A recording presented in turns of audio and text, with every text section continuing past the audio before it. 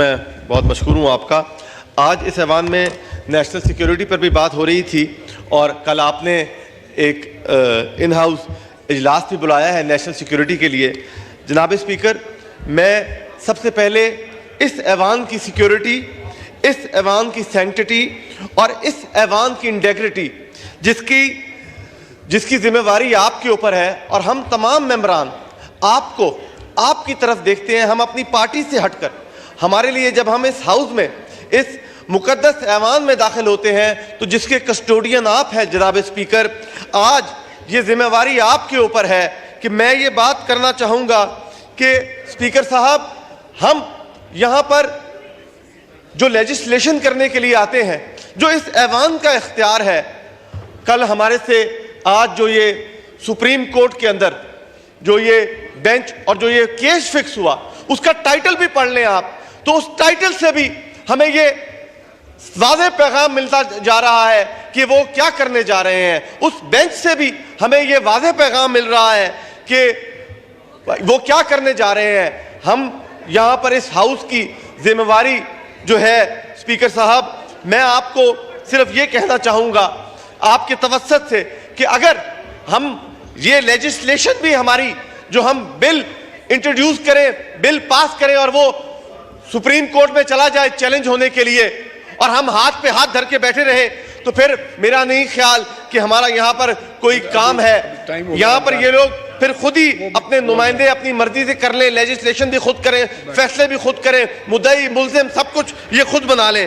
یہاں پر کوئی ایسا بل مجھے بتائیں اگر کسی ہیومن رائٹس کے خلاف وائلیشن ہے بل کے اندر تو پھر تو یہ اٹھائیں. یہاں پر میرا خیال ہے کہ ایک فرد واحد کی ذاتی رائٹس کے خلاف جو وائلیشن ہے ان کو وہ ناگوار گزری ہے، ان کو اس کی پریشانی ہے جس کے لیے وہ بیٹھ گئے ہیں. میں اسپیکر، ہمیں اس چیز کا انتظار نہیں کرنا چاہیے کہ جب یہ بل اڑا دیں گے تو اس کے بعد ہم یہاں پر بیٹھ کے تقریریں کریں گے.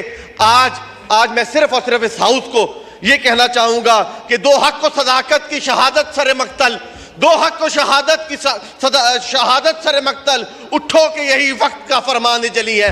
آج ہم سب کو اکٹھا ہونا پڑے گا. یہ وہ واحد ہاؤس ہے جو باقی تمام ہاؤسز کو ان آرڈر لا سکتا ہے. ہمارے ہاؤس کو کوئی آرڈر میں نہیں لا سکتا سوائے جناب اسپیکر آپ کے. آپ اس ہاؤس کو آرڈر میں لا سکتے ہیں. اگر ہمیں کوئی اور بتائے گا کہ ہماری حد کیا ہے تو میں سمجھتا ہوں کہ یہ ہاؤس جو پارلیمان ہے یہ مداخلت کر سکتا ہے تمام اداروں کے اندر، کیونکہ ہم ان کو طاقت دیتے ہیں، لیکن ہمارے ہاؤس کے اندر مداخلت کوئی نہیں کر سکتا، کیونکہ جو ہمارا آئین ہے، جو حکمرانی میرے رب کی ہے اور اس کے بعد اس کے منتخب نمائندوں کی ہے، اور ہم اس کے منتخب نمائندے ہیں اسپیکر صاحب. اور ہماری اس ڈومین کے اندر ہم نہ کسی سپریم کورٹ کو، نہ ہم کسی اور ادارے کو اس مقدس ہاؤس کے کسی کارروائی کے اندر ہم ان کو قطعاً اجازت نہیں دیں گے کہ وہ یہاں پر آئیں، اور ہمیں اس سے پہلے کہ وہ فیصلہ کریں ہمیں فیصلہ کرنا ہوگا.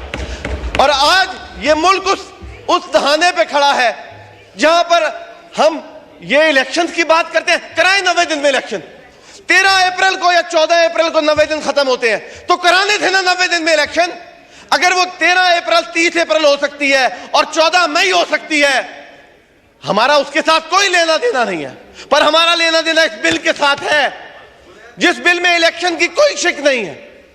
ہم نے فیصلہ کیا ہے، ہم نے یہ عوامی نمائندوں نے ہم نے یہ فیصلہ کیا ہے کہ جو ایک سو موٹو کی طاقت ہے اس کو زیادہ مضبوط کر دیا ہے. آج اگر ہمیں کوئی شخص پسند نہیں ہے تو کل کو کسی اور کو بھی کوئی شخص پسند نہیں ہوگا تو اس کا بھی یہی فائدہ ہے.